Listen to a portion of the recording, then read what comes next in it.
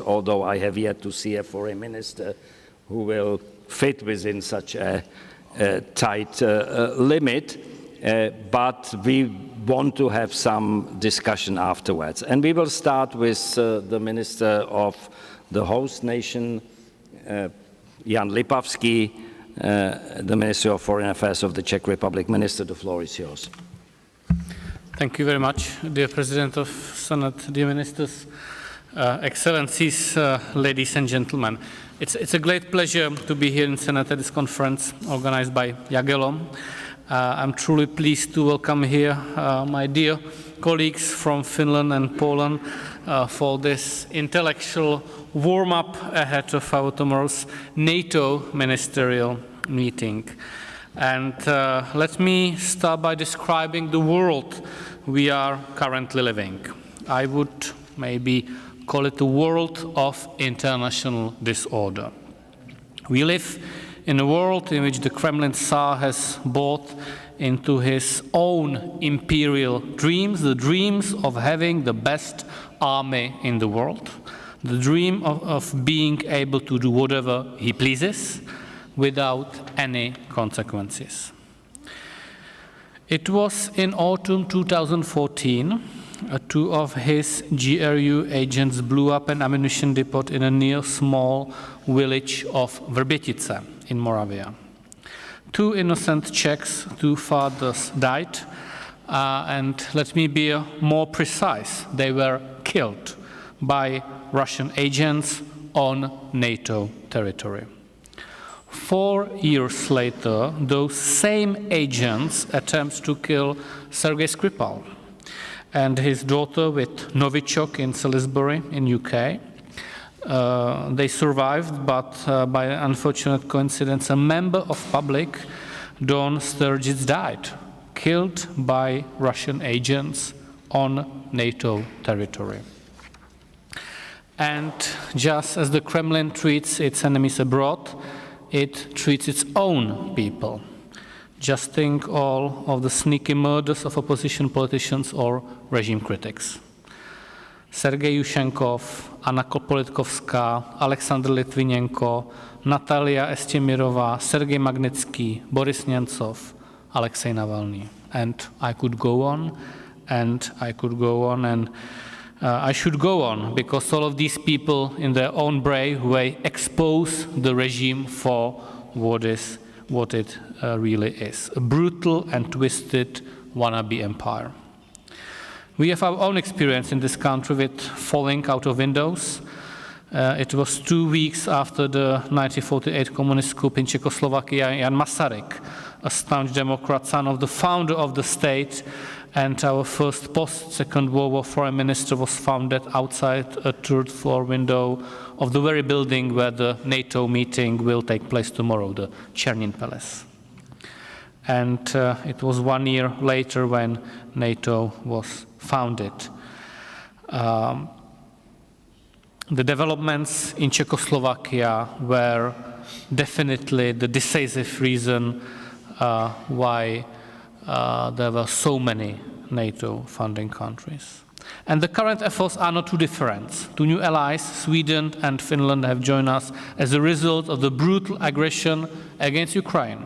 The Russian leadership is following in the footsteps of the Soviet Empire. After all, let us not forget that Putin declared the collapse of the Soviet Union as the greatest geopolitical catastrophe of the century. Ladies and gentlemen, I'm glad that Prague is the city which is hosting this NATO ministerial.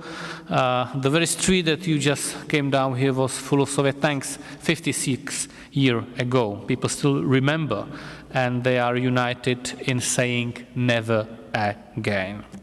Till this day, if you go and have a look at our National Museum, you can still see the birthmarks from the tanks that occupied us. After the Second World War, Moscow hijacked our region into the Russian sphere of influence, somewhere we did not belong and did not want to belong. We are a Western country. Moscow literally kidnapped the West in us, as Milan Kundera so accurately called it. And it is trying to do the same all over again. constant hybrid warfare, cyber attacks, liposuction propaganda, espionage under diplomatic cover. Russia is sowing seed of chaos globally, viewing turmoil as a storm of confusion through which Putinism can rise. Just look at the coups in Africa. I propose we come up with a credible strategic approach towards Russia, because only a strong NATO can be the antidote to this chaos. For that to happen, there are several steps that must be taken. We should start by finally abandoning the self-serving Western rhetoric of fear of escalation. It's Russia who crossed all the possible red lines and acts with no restraint. After his inauguration, Putin feels more empowered and more entitled. We must give up our cautious approach and focus on a more assertive strategy to counter Russian aggression. Ukraine cannot fight against Russia with one hand tied behind its back. Ukraine must be able to fight against Russia's barbaric invasion, even on Russian territory. Political resolve must be backed by credible capabilities. Our defense industry must mobilize resources and increase its production. We must remove the financial and banking constraints preventing us from being able to speed up the war economy. We must support Ukraine in defending its airspace. And we have to work harder to strengthen our resilience, both individually as well as collectively within NATO, to build a resilient society that will be able to counter the hybrid warfare. Hand in hand with that, we must work on economic resilience, free of toxic dependence on unreliable countries. And finally, if Russia is riding the war economy, so must we. An economy of readiness and determination. We cannot fall complacent. We must invest in our defense. The 2% GDP minimum made sense during the peace times, but now a gradual increasing of defense and innovation spending is a must if we want to contain Russia's aggressive activities. And if we want to make the alliance future-proof. The Czechs, along with the other nations, have suffered under Russian imperialism, have a special role in this struggle. We are the ones who escaped from the prison that Moscow built for us. And around us, we know what it is like to live in that prison. 35 years ago, we regained our freedom as the prison walls collapsed. After all, the building of my ministry is also the place where the Warsaw Pact, the very symbol of Moscow prison, was dissolved. So it is our duty to continually remind those who watched from the outside just how dreadful the place was. We must ensure that Moscow is never allowed to rebuild it again. Not in Ukraine, not anywhere, and this is what I will stress in tomorrow's discussions. Ladies and gentlemen, if I can leave you with one message, it is this: let's stand up to the bully. Thank you for your attention.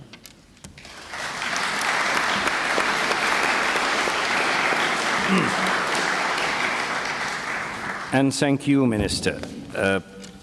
I cannot miss the opportunity to congratulate our next speaker, Elina Valtonen, the Minister of Foreign Affairs of Finland, for helping to bring the brave Finnish nation, which has not been a stranger to the experience of Russian aggression itself, to our little club of 32, just enough for a decent tennis tournament.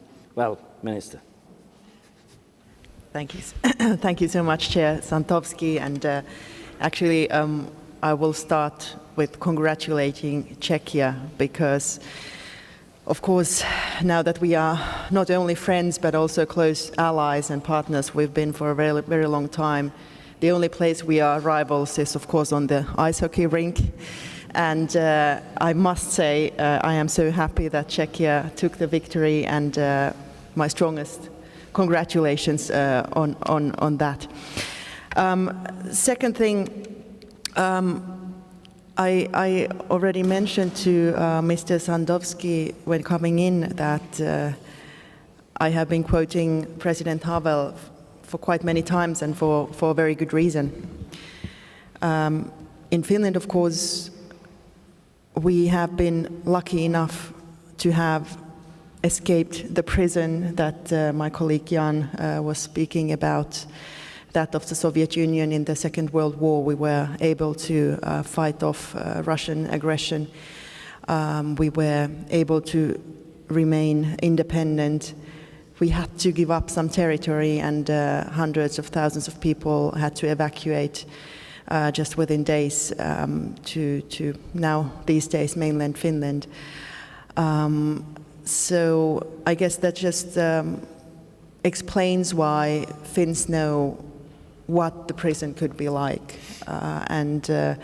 We who share a long border with either Russia or, fortunately these days, Belarus, who has become a very close accomplice to Russia, know perhaps better or feel better than elsewhere the contrast, what it would be like to be on the other side of the border. And even though, for instance, us in Finland, we have had some issues at our eastern border with Russia over the past months, where Russia has been effectively waging hybrid warfare against us by instrumentalizing third country citizens towards our border and trying to decide on our behalf who is to enter Finland, and by that the European Union, the Schengen area, and obviously also NATO territory.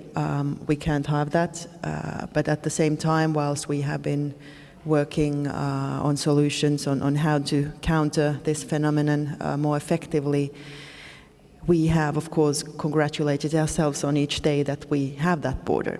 It would be much worse if there wasn't any. So my quote on President Havel, I think what could be,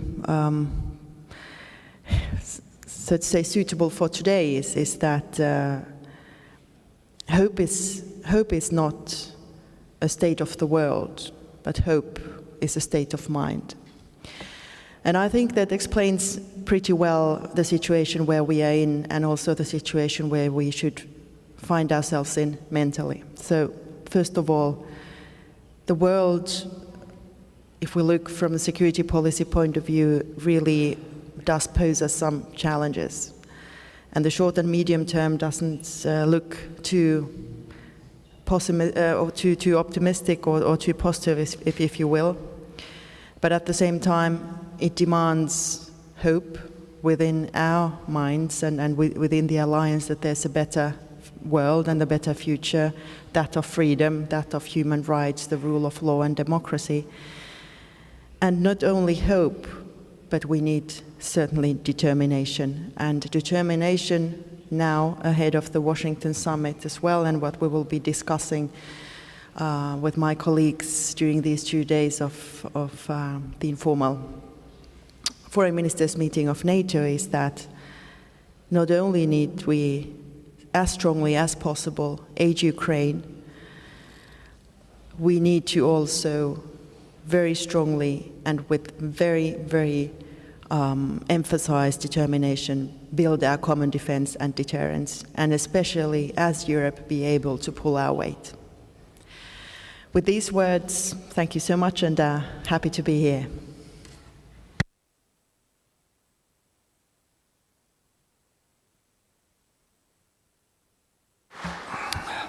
And last but certainly not least, our neighbor and a long-time friend, the old new Minister of Foreign Affairs of Rzeczpospolita. Minister. Thank you, Mr. Chairman. You've thrown us a challenge to speak within allotted time, which is made easier by two factors. Speaking last means that all the clever things have already been said. But also, I roughly divide countries into two categories. Those to whom we have to explain the basics, and those with whom we can just strategize about what to do. And I'm happy to say that the Czech Republic belongs to the latter category. Some of the circumstances are clear. According to Russia's own figures, they are now spending 8.7% of GDP on defense, including on this war. 40% of the budget. They are making millions of rounds of ammunition. Millions of Russian citizens are in the defense industry. And we have not kept up with them.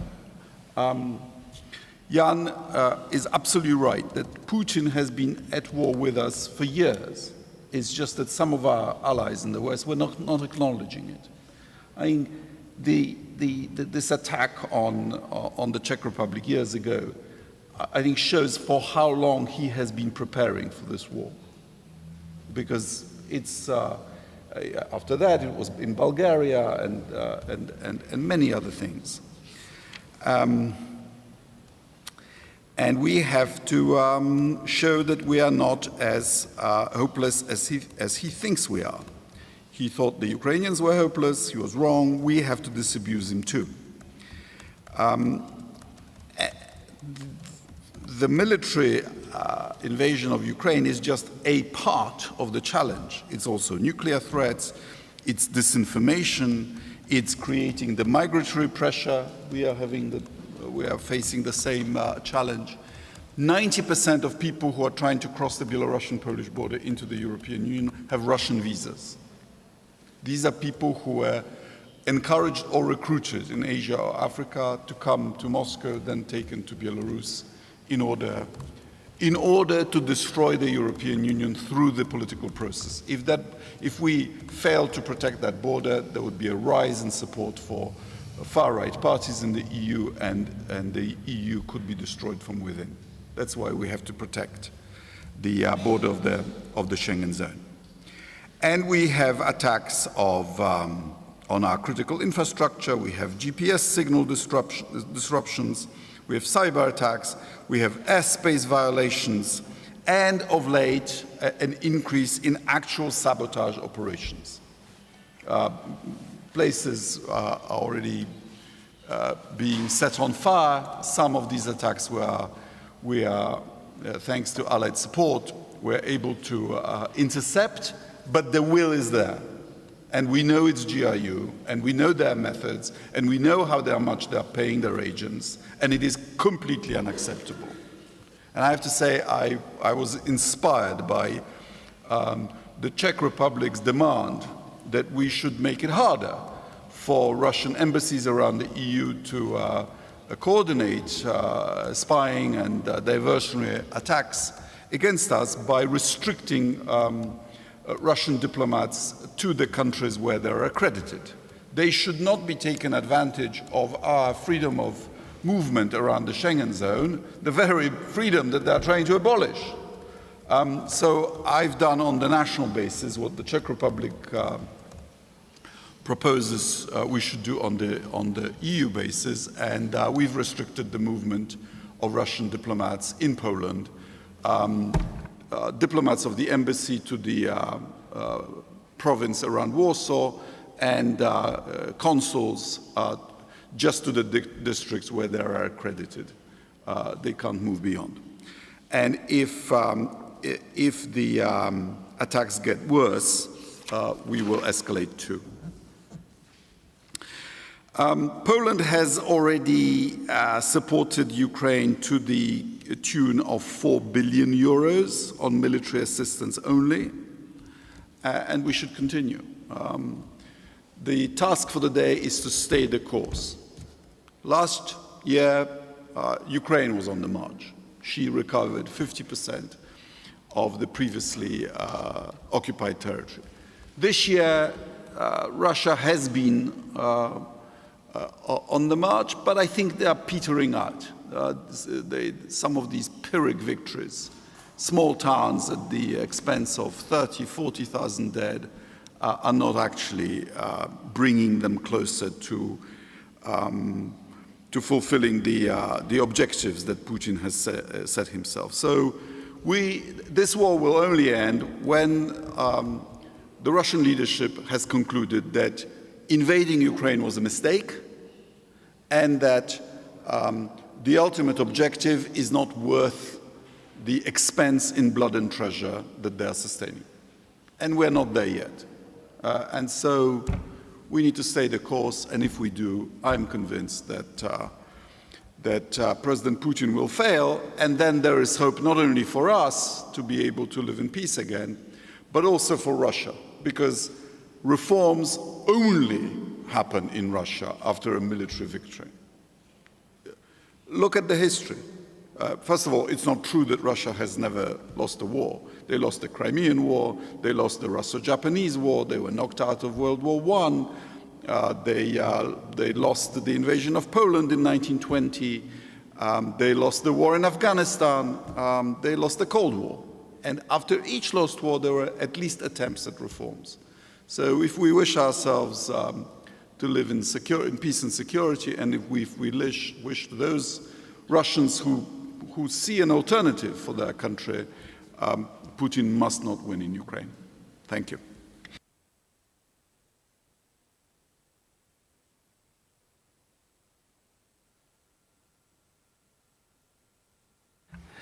Thank you, Minister. Ladies and gentlemen, we have about 20 minutes left before the arrival of the Secretary General, so I will open the floor to questions, and would you be so kind and introduce yourself when you ask a question?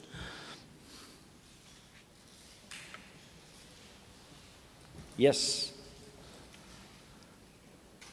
The gentleman in the second row, or third row, actually. Hi, thank you very much. Peter Rao from the Hudson Institute in Washington, D.C.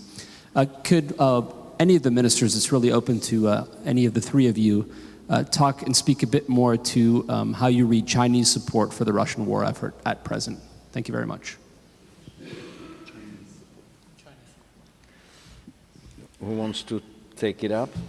Well, first of all, I'd like to congratulate the Hudson Institute on the excellent work you've been doing on the Ukraine conflict. And secondly, we need to know the facts. I mean, there are some rumors, as you know, of China sending Russia dual use or even military support. That would be appalling. But we know that the Russian economy is only sustained by the trade with China. That gives China leverage. China couldn't just mediate in this war. China could enforce the end of this war. Personally, I think China was a victim of European colonialism in the 19th century. It's a country that would be in a good position to tell President Putin that the time of European colonialism is over. But we also need to make the point to the Chinese leadership that supporting Russia over Ukraine, and they do it diplomatically and in terms of propaganda messaging, both in China and in the wider world, is not just a threat to Ukraine, is also a threat to Europe. And this is already affecting attitudes to China in the European Union. Indeed. Minister Lipavsky. If may I, hello, thank you for being here, and thank you for your work. I have just recently traveled to 3 Indo-Pacific nations, to India, Australia, and Japan. And my message was quite clear. My message was that security of Indo-Pacific and security of Europe is very much interconnected. And we can see North Korean weapons being on Ukraine battlefield.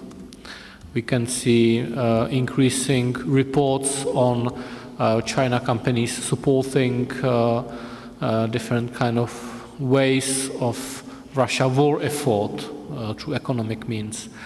And this is very concerning. So we need to very carefully scrutinize this. We should be clever in our way how to cut the strategic dependencies on China, especially in emerging technologies. And we should also be ready to send a clear message that that this is something which is not for us to tolerate. Yeah, thank you very much. Not much to add after my colleagues, but it is indeed with great sorrow that we have been following over the course of this active war that Russia, or the full-scale war that Russia is waging in Ukraine, that the partnership between China and Russia has only deepened. And it is indeed the case that China could play a significant role in ending the war, and simply by cutting the delivery of dual-use products to Russia, which make up a significant part of Russia's war machine. Senator Fischer.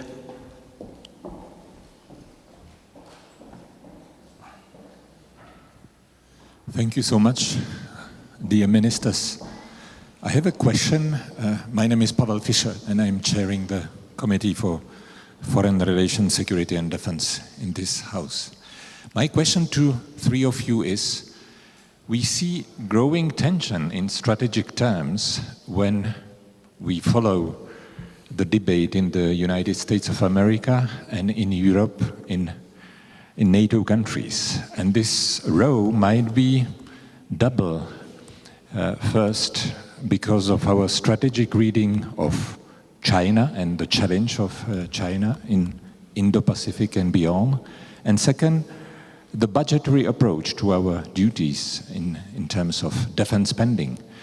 How would you address this? What is the medicine that you propose that, regardless the result of United States elections, we are ready to cooperate very closely together, regardless those who would like us to be in tension and to have a less efficient cooperation in transatlantic terms? What is the medicine that you would propose us to take right now? Thank you. Who wants to? Yeah, Minister Valtonen.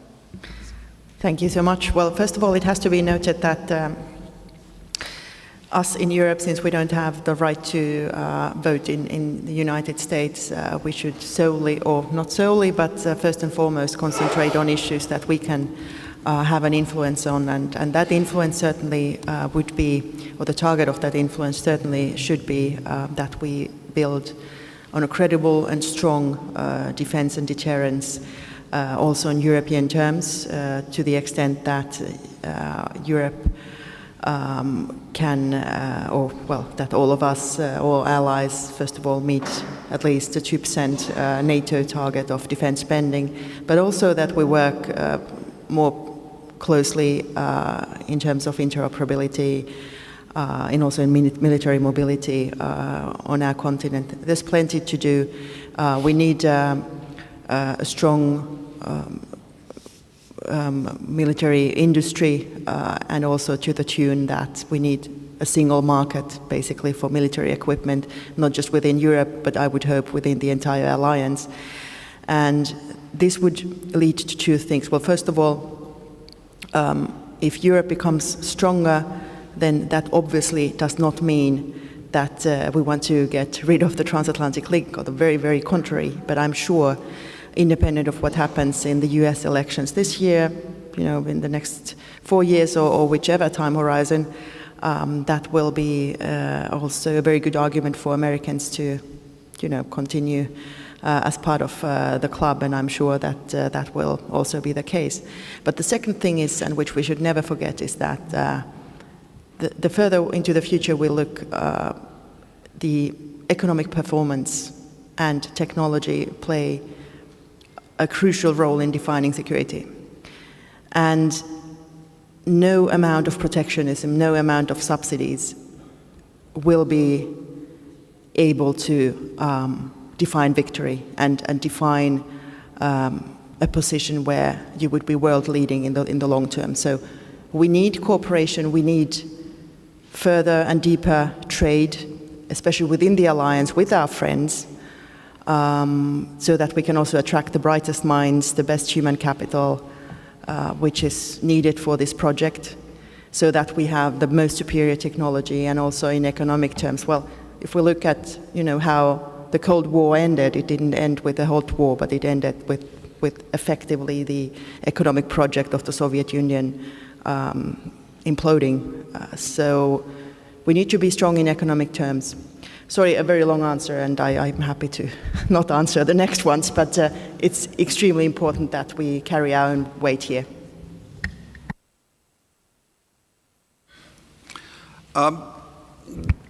The problem is a real one. My working assumption is that if China does what it says it wants to do, which is to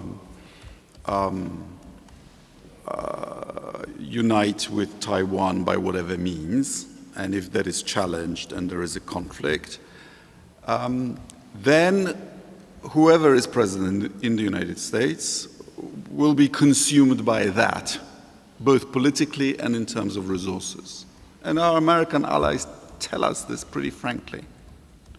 The good news is that as the West, we are 20, if you include Japan, 22 times richer than Russia. But even without the United States, the European part of NATO is 10 times richer than Russia. So it should be absolutely possible for us to deter Russia. It's just that we spend our defense money very inefficiently, and we need to get serious. I think the invasion of Ukraine is the last call, is the last warning that we've been given to get serious about defense. Minister Lipavsky. So we know that there will be one on the other president in the United States after the 2nd of October elections, right? Two possible scenarios, and we as Czechia, we as European countries need to get ready for that. And my message is, as I already said, that the security of Indo-Pacific and security of Europe is interconnected. It's a one global security, not only in the domain of cyber security and emerging technologies and global supply chains, but currently even in the sphere of physical security. And we should deal with that like that, and I hope that this message will resonate more and more, because if we allow to have some kind of split, being it on the economy or protectionism, being it on the protection of certain industries, being it on diverging views of geopolitics, we would not be able to face those challenges alone. I mean, the Europe and the USA. So we need to work on the transatlantic unity. We need to stress that we are ready to participate on Indo-Pacific security in the European way, and vice versa. Thank you. Thank you. I think we still have time for another question. The gentleman there. Thank you. I'm Jakub Janda, European Value Center for Security Policy, think tank here in Prague. My question follows up from the colleague from Hudson Institute. So you all, the ministers, mentioned that we will tell China that we don't like Chinese support for Russia. But I would argue that that's a European policy which has failed completely.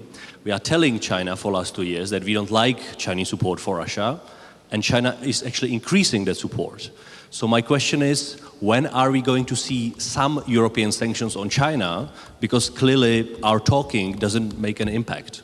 Thank you. That's a nice question. Ministers? We do need to tidy up our sanctions policy. We pass these packages of sanctions on Russia, but even on Russia, the enforcement is not good enough. I'm just looking into it in Poland, and there is still far too much transit of all kinds of dual-use stuff, supposedly to Central Asia or China, that goes through Russia, and we don't know whether it's actually making to the destination country. So it's possible that we are sending. It's not just the Chinese, but that we ourselves are sending computer chips and other products that are necessary for Russian missiles to Russia. We need to get serious. The legal basis for using financial sanctions on companies that trade with the EU or in the euro currency is actually the same as the American legal basis for enforcing sanctions on transactions in the dollar. The difference is in the enforcement. Americans have hundreds of people at the Treasury working on enforcement. We have not devoted sufficient resources for this task to David O'Sullivan, the EU Special Representative for Sanctions. And let's remember that sanctions are actually enforced by the member states of the EU. We need to get much tougher in our own countries and on our own companies, quite frankly. We are just looking at the traffic that passes through the Polish-Belarusian border, railway traffic, transit via Russia and Belarus to Central Asia and China. And we are already seeing some suspicious transactions. We're intending to clamp down on it.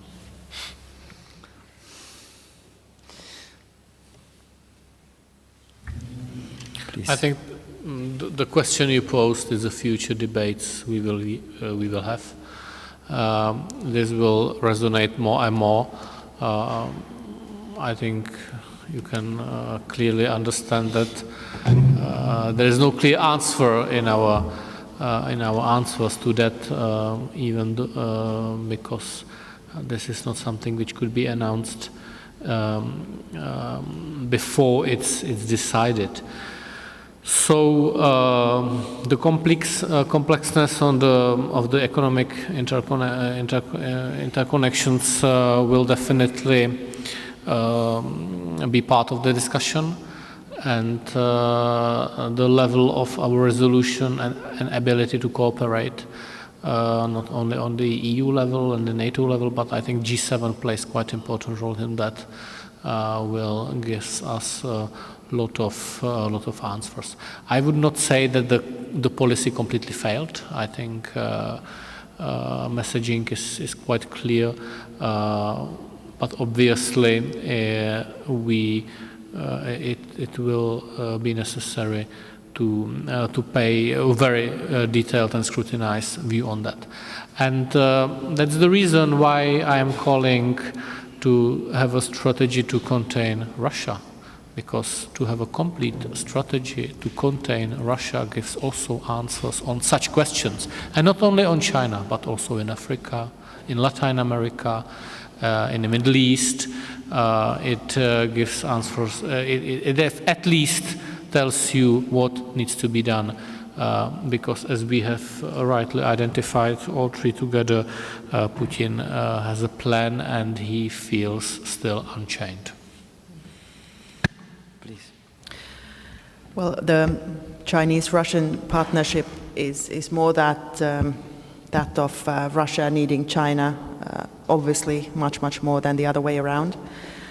The Chinese economy is not doing particularly well, with huge risks that have been piling up over the course of the years with significant debt leverage. And China certainly needs the European Union and our market, the European market, much more than, for instance, Russia or basically any other BRICS, or BRICS, the entire organization of that, or all those countries. So I think we in Europe should be more straightforward in also using this leverage, because it's important that we, of course, say and note what has been happening over the course of the past 2 years of this full-scale war, but now it's time for action. So we just have to make sure that China is playing by the rules, and we have to be not only stronger but also unified in our response. All right, time for yet another quick question. Well, if there's no question, I will pose a question to the ministers. How do you assess the prospects of the peace conference in Switzerland, upcoming peace conference on Ukraine? Do you think it can bring about a new element in the equation? Well, I hope it piles up moral and political pressure on Putin to end the war. But let's remember the essential fact is that Putin can end this war in 5 minutes, whereas we don't have that option. He can literally make one phone call to his chief of staff and say, end this special military operation, and that would be it. And the simplest solution to the war, the one that would provide us with a stable outcome, is for Russia to restore control of the international border to Ukraine. So I hope the international conference restates the principles of the UN Charter, the principle of sovereignty and inviolability of borders. And let's remember that Russia guaranteed Ukraine's borders both under the Budapest Memorandum and by a bilateral treaty on the border of 2004, signed and ratified by Mr. Putin himself. So all he needs to do is to abide by the treaty that he has already entered into. Thank you. Every such a conference is an important moment to clearly see what is the level of support for certain narratives. Now it's a big struggle not big struggle, huge effort, that's the proper way to say it, huge effort to have a as broader as possible representation from the whole planet, and let's see what will be the level of participation and which words and sentences will fly there. But you know, honestly, there's, I don't know, almost 7 or 5 peace plans proposed by different actors containing different components.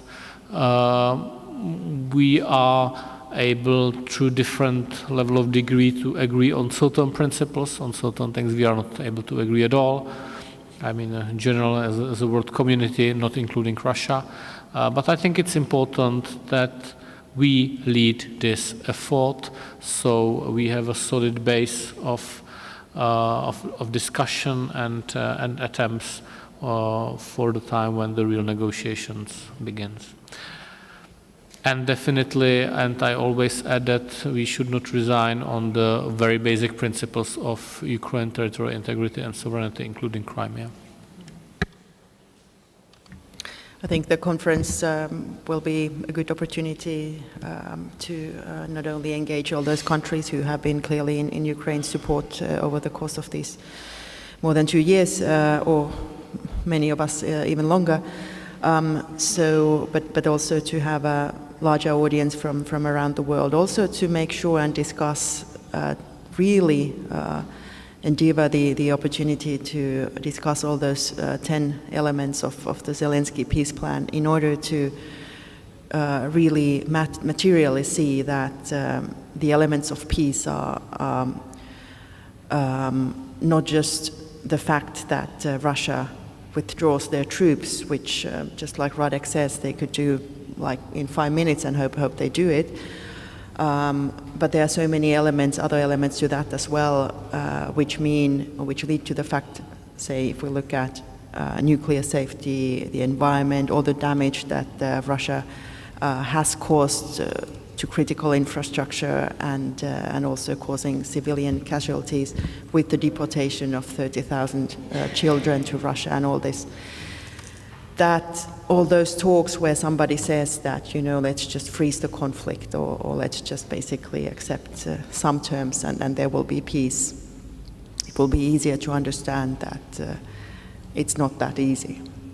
And with this long-term threat that Russia is going to pose for the long term, based on our analysis and which is shared by the allies, it probably wouldn't mean any lasting solution anyway. Okay, now we have a slight delay in the arrival of the Secretary General, so there's room for, I think, no more than one more question. Any? Yes, Senator Fischer again. Thank you so much for this opportunity. I have a question to Madam Elina Valtonen. If we observe how the UN system works, we observe that it is blocked by big players who sit oftentimes as permanent members of the UN Security Council. What is, sometimes we even hear, even in Prague, that it doesn't have a sense anymore to rely on the UN. Regardless, we have no alternative. And what would be your recommendation that we reinforce UN in order to address the issues of the time, which are extremely serious? Thank you. Well, thank you for a very important question, and indeed, Finland is strongly in favor of the international rule-based order and multilateralism, and the UN Charter, obviously. Now, there should be a way of either deciding on behalf of or excluding a member of the UN Security Council who, by their own action, does not or shows that they do not adhere to the UN Charter. And most definitely the membership profile within the Security Council should reflect the realities of today much stronger than they do, especially towards our global partners. But having said all this, the UN is obviously not just the UN Security Council, but the UN does fantastic and important work on so many levels around the world. And also, even though we sometimes find it frustrating to just, utter statements and vote in favor of UN resolutions, even those political messages count, and those political decisions and resolutions also have a way of converging with international law. So it's very important that we keep on respecting this system, and I have to say this also as the chairperson of next year's of next year in OSCE, which is the security organization for European security, and you might just as well say, what's the purpose of OSCE in a situation where Russia effectively is blocking a lot of decision-making in the organization. But my answer is that the organization, the ground level work and the grassroots level work that the organization does is hugely important, and the Helsinki principles are more important today than perhaps ever. Want to add anything to that? No.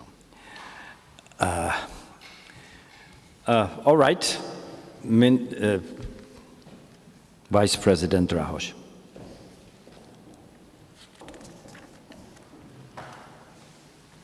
I would have a question on Minister Sikorski.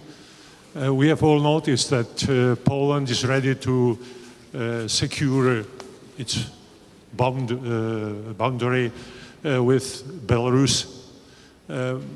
Could you briefly comment on, is it isolated decision of the Polish Republic, or is it somehow or will it be coordinated with allies in NATO?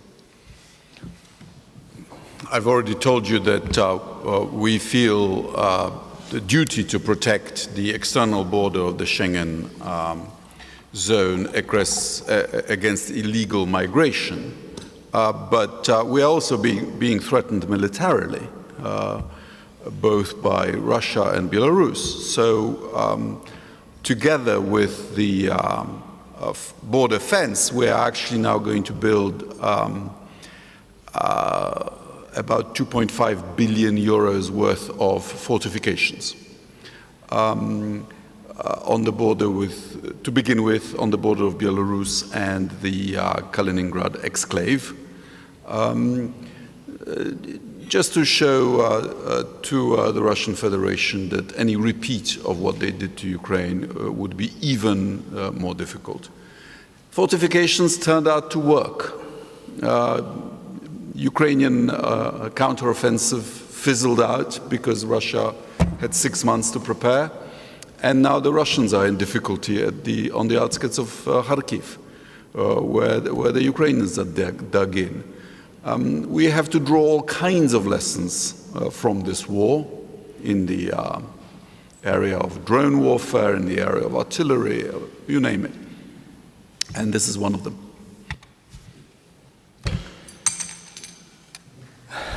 All right. It seems that our time is up.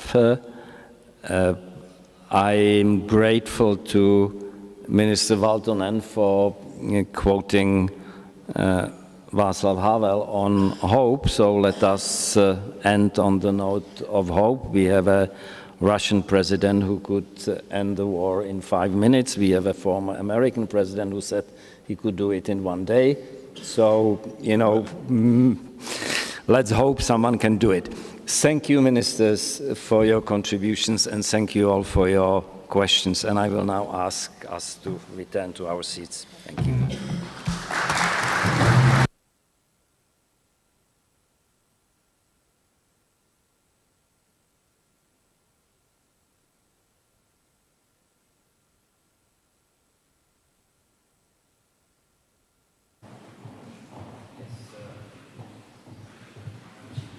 A prosím pěkně, zůstaňme všichni sedět pro příchod pana. And please all remain seated and wait for the arrival of Secretary General.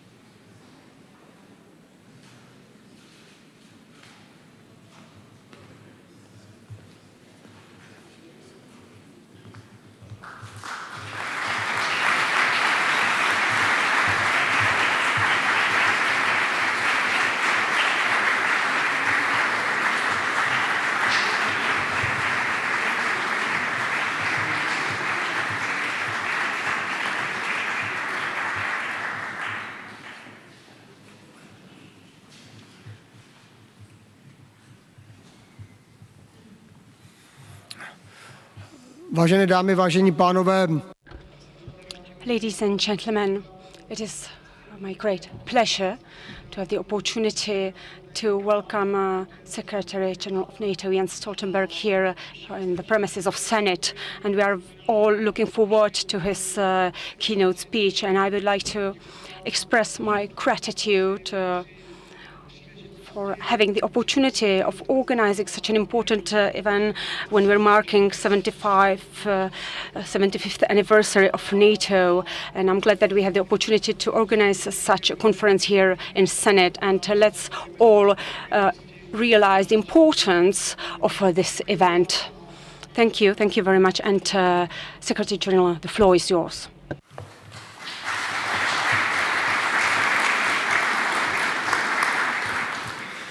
Mr. President of the Senate, ministers, generals, ladies and gentlemen, it's a true honor to give a short introduction to our dear Secretary General, His Excellency Jens Stoltenberg. Jens Stoltenberg is coming from a very successful political family in Norway. Both his parents were ministers, and he studied economy. And I think these are the two good departure points to give him this short introduction, because he took politics to the level of statesmanship. He became prime minister to his country, and then he was a successful statesman on the international level and led NATO for 10 long years. But he always knew that behind any good political agreement, any good political statement, there is a number. There is something tangible which gives our promises a substance and credibility. And we share this passion for numbers. And thus, I will compare the situation when he came to NATO 10 years ago with now, because back in 2014, NATO had only 28 allies.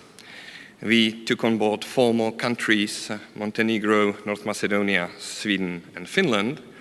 And it was largely due to the craft and ability of our Secretary General that this really happened. We are adding more than $625 billion US dollars to the non-US defense expenditure after 10 years. We have a much larger but classified number of troops and capabilities than we had in 2014. And there is no doubt in my mind that our Secretary General moved the alliance forward in a very great way. And since this is an informal ministerial, and in NATO the only way to distinguish the formal and informal meeting is how we address each other, that's what I learned at the first day, and since we spent more than thousands of hours together in the neck room, I'd like to invite our Secretary General, dear Jens, to the podium, because he invited me and gave me floor for so many times. It's a lifetime honor, Mr. Secretary General.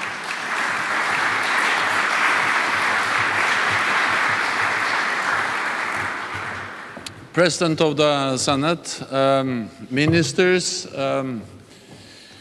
Ambassador Žantovský, Jakob, thank you so much for your kind words. Excellencies, ladies and gentlemen, first of all, it is a great honor to be here in Prague, to be in the Senate, to be in this beautiful city and in this beautiful building of the Senate. This is an expression of the historic importance of this country and of this city. And as you all know, this year the Czech Republic is celebrating the 25th anniversary of joining NATO.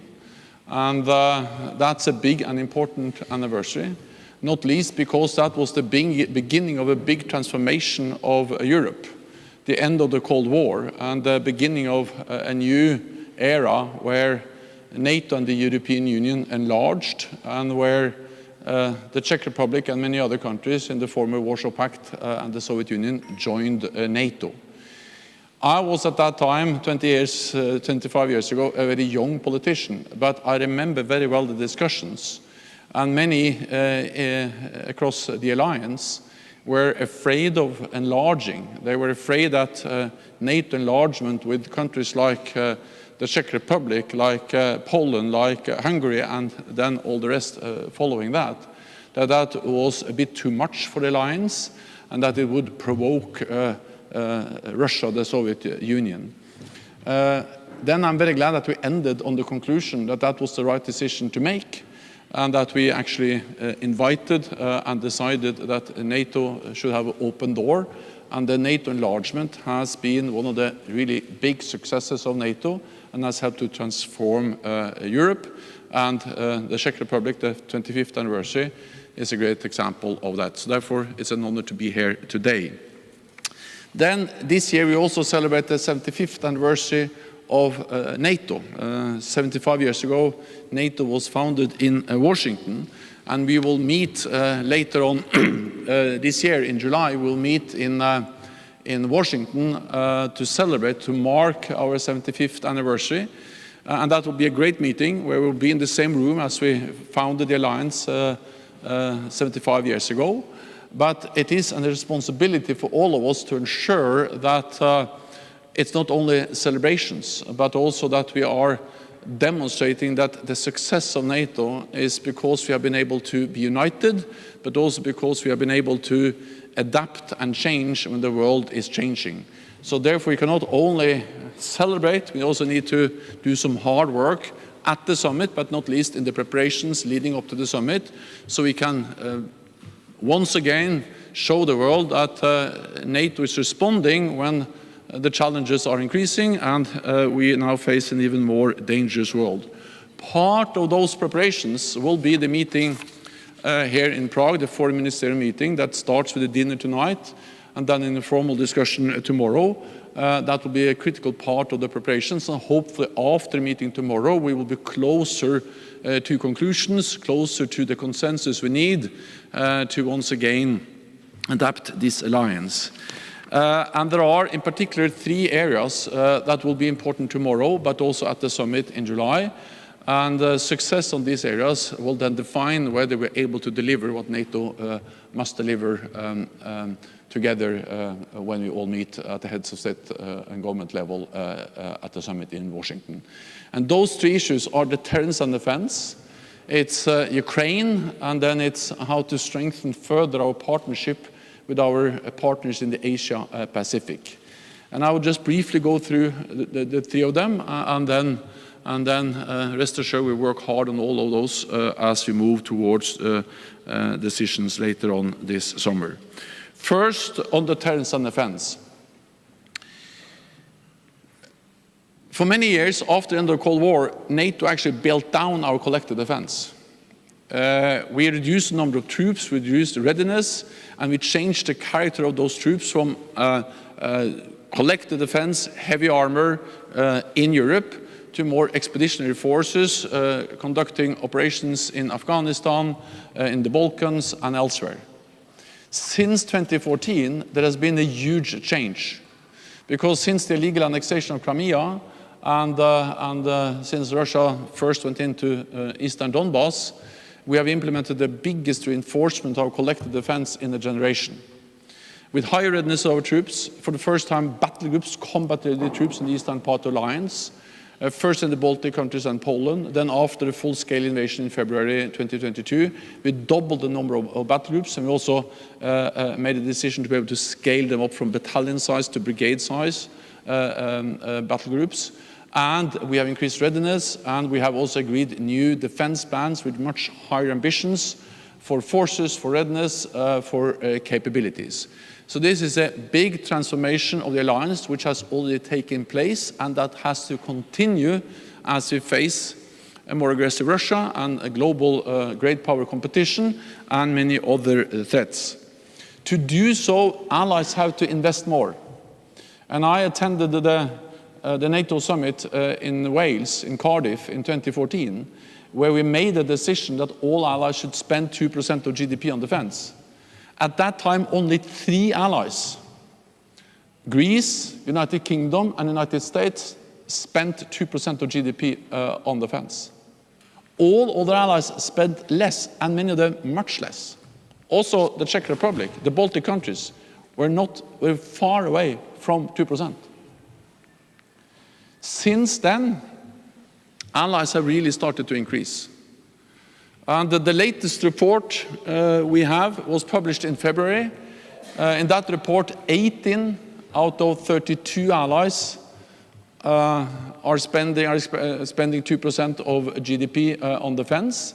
But I expect that number to increase by the summit in July. We will, in not so many weeks, we will publish new updated numbers. And since February, Sweden has joined the alliance. Sweden is already spending 2%, so then we are 19. Then Norway has announced finally that they will spend 2% of GDP on defense. And also some other allies are very close. So I really hope that by the summit in July, we will have even better numbers to present. And that is the best way to demonstrate that actually we are delivering on our pledges to invest more to strengthen our collective defense, because that has a cost. And we also agreed that 2% is a minimum. For many allies, there is a need to spend more than 2% to meet the capability targets we have agreed as an alliance. Then it's good news that the Czech Republic has now decided that they will spend 2% of GDP. I just met with the Prime Minister, and they are very much aware of that this is a challenge. But he promised again that in 2024, this year, the Czech Republic will spend at least 2% of GDP on defense. And my understanding is that there's broad political support. So it's a kind of robust agreement across the party lines for spending at least 2% of GDP on defense.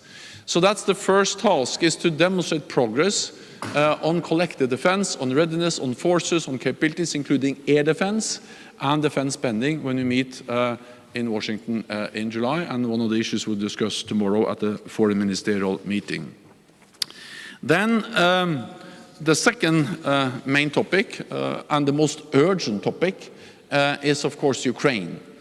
And the NATO allies have provided unprecedented support to Ukraine since the full-scale invasion in February 2022. And I think that President Putin totally underestimated the Ukrainians, their bravery, their commitment to fight. He thought he was going to take control over Ukraine within weeks. He totally failed because he underestimated the strength of the Ukrainian armed forces, their bravery, their skill, their commitment to defend their land. But he also underestimated NATO allies and our commitment to support Ukraine. And NATO allies have provided a lot of military support. Actually, 99% of the military support to Ukraine comes from NATO allies. It's ammunition, artillery, air defense, battle tanks, and many other types of military support. And the countries represented here today are among those who have really delivered a lot, including Poland, Finland, and also the Czech Republic. So we are grateful for them and all the other allies for what they have done. And today I was also updated by the Czech-led ammunition initiative, which is also making a big difference. With Czech coordination, you have been able to buy from the international market ammunition, which is soon will be delivered to Ukraine, and that will make a difference on the battlefield every day. So thank you for Czechia, the Czech Republic, for being such a staunch and important ally in providing support to Ukraine. We can all be proud of this.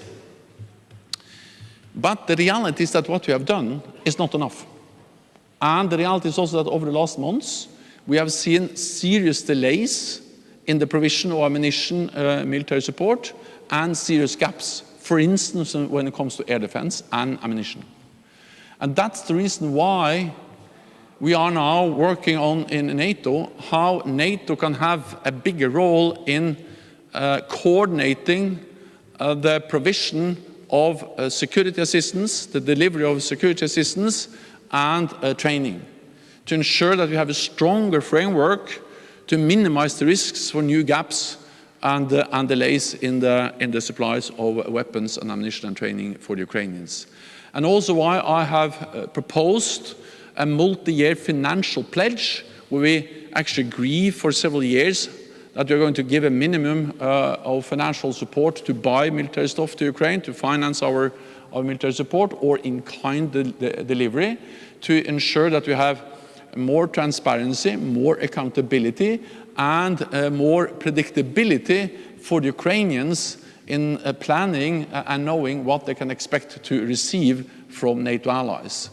And such a multi-year commitment will help the Ukrainians to defend their country, but also send a very important message to Moscow that we are there for the long haul, and that's important to convince them that they cannot wait us out. We are there to stay, and therefore I welcome the fact that we are now discussing, addressing, working on how to agree a greater NATO role in the coordination of the support and a multi-year financial commitment to ensure more robust and predictable support to Ukraine. Final decisions will be made at the summit. In the meantime, we need to just continue to provide as much support as possible because this is critical for the Ukrainians, but also critical for our own security. You may have seen there have been discussions about the type of support, but also the use of the support we provide. I think we need to recognize that allies are delivering many different types of military support to Ukraine, and some of them have imposed some restrictions on the use of these weapons. Others have no restrictions on the weapons they have delivered to Ukraine. These are national decisions, but I think that in light of how this war has evolved, in the beginning, almost all the fighting took place on Ukrainian territory, deep into Ukrainian territory. But now, the last weeks and months, most of the heavy fighting has taken place actually along the border between Russia and Ukraine in the Kharkiv region. And then we see that the Russians can be on the Russian side of the border, which is then more or less the same as the front line. They can be there with their artillery, with their missile launchers, with their airplanes and their depots for ammunition and fuel, and be at least more safe than they would have been if they could have been attacked also with the most advanced weapons that Ukraine has received. And therefore, I believe that the time has come to consider some of these restrictions to enable the Ukrainians to really defend themselves. We need to remember what this is. This is a war of aggression launched by choice by Moscow against Ukraine. Russia invaded another country, invaded Ukraine, and Ukraine has, according to international law, the right to defend themselves. It's enshrined in the UN Charter. And the right for self-defense includes also striking military targets, legitimate military targets outside Ukraine, military targets, for instance, on the border, Russian territory, launching attacks against Ukrainian forces. This is now an issue which is addressed by allies, and I think it reflects that the character of the war has changed over the last weeks and a couple of months. The last issue on the meeting tomorrow and at the summit is the fact that we need to strengthen our global partnerships, in particular with our Asia-Pacific partners. This reflects the fact that security is not regional, security is global, and this is very clearly demonstrated by the war in Ukraine. If we look at who are Russia's best friends in this war, it's Iran that is delivering drones and helping Russia with building a factory to produce even more Iranian drones. It's North Korea, which is delivering big amounts, more than 1 million rounds of ammunition to Russia. And then it's China, propping up the Russian war economy, delivering a lot of dual-use equipment, advanced electronics, microprocessors. 90% of the microelectronics delivered or imported by Russia last year came from China. So Russia would not have been able to conduct the war they do against Ukraine without without China propping up their economy. In return, Russia is mortgaging its future to Beijing and sharing technology with North Korea and Iran to help them with their missile and nuclear programs. So this demonstrates that what happens in Europe matters for Asia, what happens in Asia matters for Europe, and therefore NATO will remain a regional alliance, North America and Europe, but we need to work with our global partners, not least the Indo-Pacific partners, and therefore I welcome that the heads of state and government from Australia, New Zealand, Japan, South Korea will attend our meeting in July. These are the three main challenges, the three main issues. We will work on them all the way to the summit. I'm confident that we'll make important decisions on all these three challenges, because NATO is the most successful alliance in history, because we have been able to, despite our differences, despite the fact that we now are 32 allies from both sides of the Atlantic, that we again and again have proven our ability to find consensus, to make decisions, which reflects that we are adapting when the world is changing. Now we face a more dangerous world. We need NATO more than ever, but we need an agile and adaptable NATO, and that's what we are demonstrating. So once again, thank you so much for hosting me and my delegation here in Prague. I look forward to the foreign ministerial meeting starting later on today. And thank you so much and good luck with the conference. Thank you.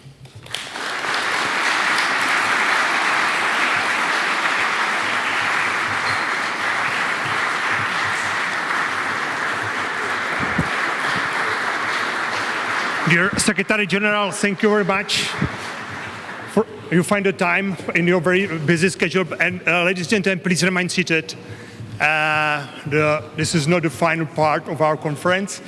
And now, the Secretary General has a very busy day today, so thank you for understanding. And now let me invite back to the podium Michael Žantovský to present to us the sum up of his panel. And after that, on my right hand is already a very delicious wine to make a toast to celebrate 75 years of the NATO, and please save date for the June in the 1999, in 75 years again, to see the conference NATO at 150. But Michael, floor is yours. Já možná, dámy a pánové, přejdu do svého. Okay, ladies and gentlemen, perhaps I will switch to my mother tongue because I think right now I'm the only thing preventing you from a glass of wine, and therefore I will try to be brief. But I think that I think today we've reminded ourselves of what's important for us as well as NATO and its future. Secretary or President of the Senate talked about our proud history, about the history of Senate and its relationship with NATO, and I myself had the opportunity to be part of this history, especially its very beginnings, the historical visit of Secretary General of UN Javier Solana before the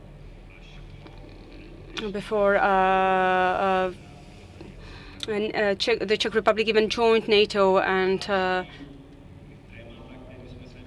other topics that we covered were not so happy because we spent a lot of time with the Russian aggression against Ukraine and the ways that NATO could help Ukraine fight off the aggressor. We had courageous words of our ministers of foreign affairs of NATO about, the war starting much earlier than in February 2022 when Russia invaded Ukraine, because this aggression is part of a long-term strategy of Russia in terms of its imperialistic traditions, and all NATO member states and all the NATO member states that are represented here today had their own personal historical experience with this. We talked about the importance of strengthening and enforcing sanctions against Russia and closing all the gaps in terms of delivery of dual material or dual use material and products from third countries, and all the various shady flows of goods and finances, let's say, especially in countries around Russia or in Central Asia,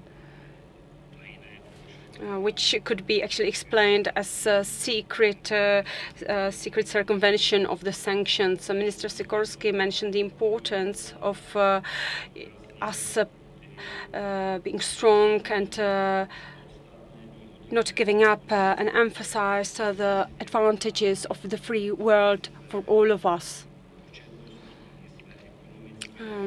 Because the free world has an advantage in terms of economic strength, technological strength, and if we are able to use these benefits, these strengths, then this conflict can only end up for the benefit of us and Ukraine. So we concluded today's conference by the speech of NATO Secretary General Jan Stoltenberg, who talked about some of our long-term perspectives and goals, and especially about the importance of NATO member states' contribution to defense spending, and the importance of the DIP, the Defense Investment Pledge, and also reminded us that there are still some member states who still have yet to fulfill or